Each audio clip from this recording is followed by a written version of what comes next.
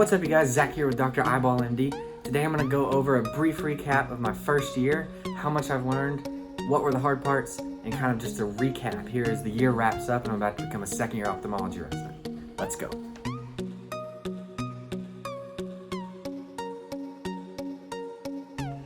So my year started out at one of the satellite clinics, about a 45-minute drive from the central location where most of the residents live. So that rotation just meant basically a lot of driving, especially on call, because when you first start out, you don't take call for the first 3 weeks of the rotation while you're getting adjusted to basically seeing patients and figuring out what the heck you're doing. So those first 3 weeks you don't take call, and the second and third years take all the call.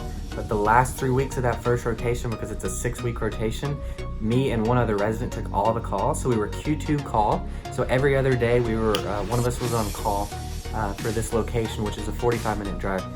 So we may get done at clinic. So we get to clinic, rather, at 7:30 in the morning for lecture, and then go down to clinic at 8:30 and do clinic a lot of times till like 7 p.m.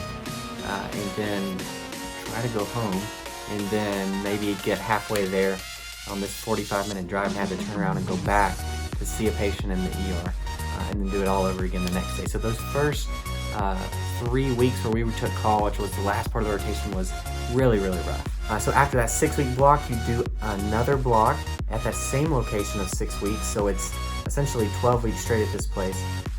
But after that second block, it's Q3 day call. So every third day you're on call, basically. After that, you go to Children's Hospital, which is really kind of a break after the first hospital, first location, which is the roughest of all the locations as a first year.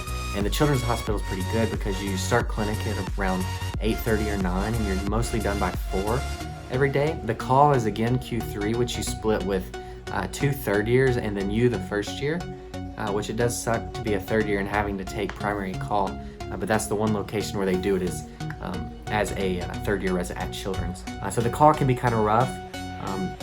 And again, people just don't really know much about examining the eye, so you get a lot of pages to go in and examine children's eyes, and they're very uncooperative a lot of times, so that can be difficult. So you do 6 weeks at Children's, and then you go to the main county clinic, basically, and you spend another 12 weeks there.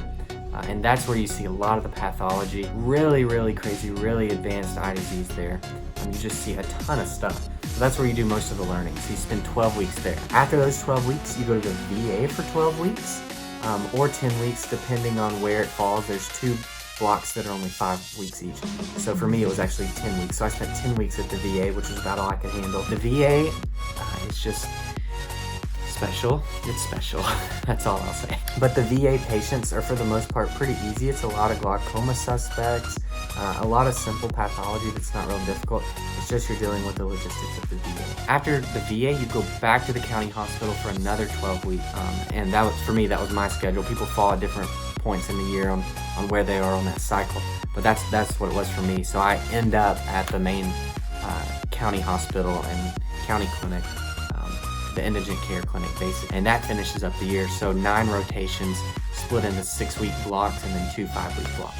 So the hardest part about the first year was by far the call and being thrown into that clinic that I told you about that I started at, where it's very, very autonomous. My program's already very autonomous as it is, and then that clinic is the most autonomous location, just in terms of getting to make management decisions and that kind of thing out of all the locations. So I remember being out there, I think it was my first weekend of call, where I was taking call on that first block, and just being on call there on a Saturday, and my pager just blowing up. I'm the only eye doctor in the hospital, and they're just asking me these questions, and I just don't know, barely getting any decent at examining the eye. For me, luckily, I had done 5 blocks of rotations as a medical student and as an intern during my transition year.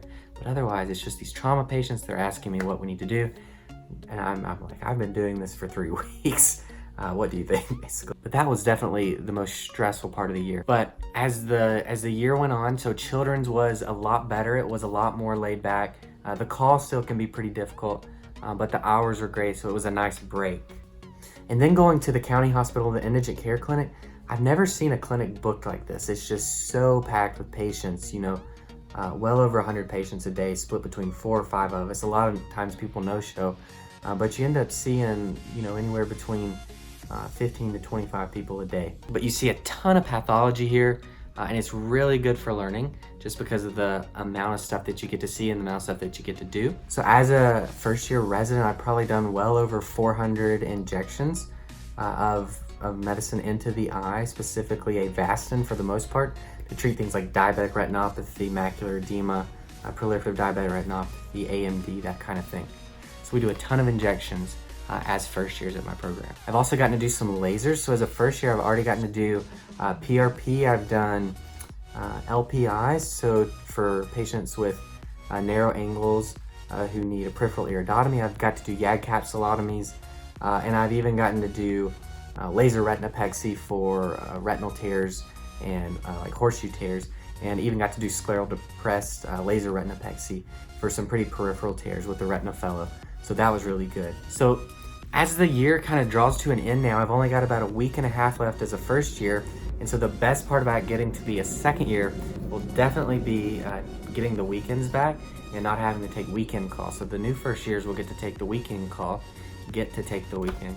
and we as second years will get to take weekday call, be in clinic during the day, and then go straight into call that night, and then back to clinic in the morning. So that can be kind of rough, but again, you get the weekends back, so definitely worth it. Ophthalmology is great because it's a clinic-based specialty, so the weekends are for the most part just for emergencies, and you don't really have a lot of inpatient responsibilities, which is nice. So by far the best part of the year has been getting to make friends with the residents. Our resident class is really tight.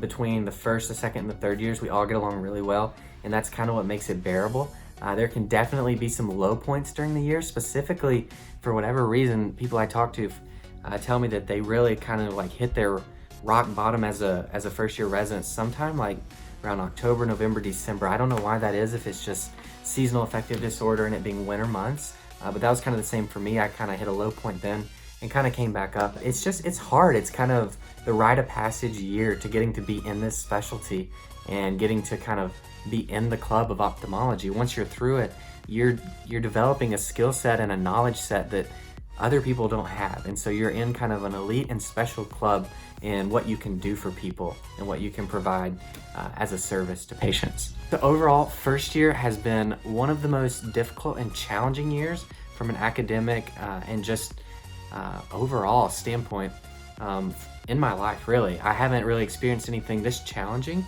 up to this point, but also it's been pretty rewarding because for me, nothing that's ever been really worthwhile to me has come easy. So the things that are harder and that actually require work and putting in effort are always going to mean more, even if they're harder while you're doing it. It's pretty tough while you're doing it, but you're doing it for a good reason, and you'll appreciate it later, and it really makes it worthwhile. Hope you guys liked the video. These are just some of my thoughts on the first year.